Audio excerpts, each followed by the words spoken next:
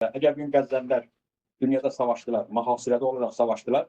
Bu gün Qəzzəlin dünyada barı bir millətin, dünya millətinin bir sevgisi var Qəzzəlilərin, o cəsarətinə, o şəhamətinə, o qeyrətinə. Bu gün Azərbaycan milləti yox. Azərbaycan milləti həm içəridən özü içərisini yeyir, həm malı sirvəti talanır, həm də mühasirədir. Yəni əgər bu günlər istəyirsən dünyada danışasan, Qəzzə birinci yerdə gələ bilər, ikinci yerdə Azərbaycanı danışmaq olar. O da 30 il bundan qabaq, 33 il bundan qabaq Heydər Əliyev bir qara günüdür. Allahın ən ağır lənətin, şiddətin, nefrini Allah inşallah bunu qəlbinə yağdırsın.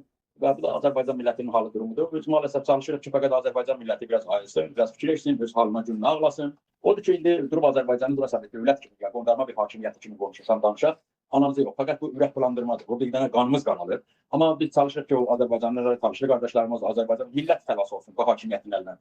Millət günləri həqiqətən mühasirədədir. Dərman almağa gedə bilmirlər, xaricə çıxa bilmirlər və çıxanda da ya bu qondarma cümhuriyyətlər Türkiyəsindən, Qazaxıstanından, Özbəkistandan tutur Azərbaycanlıları deport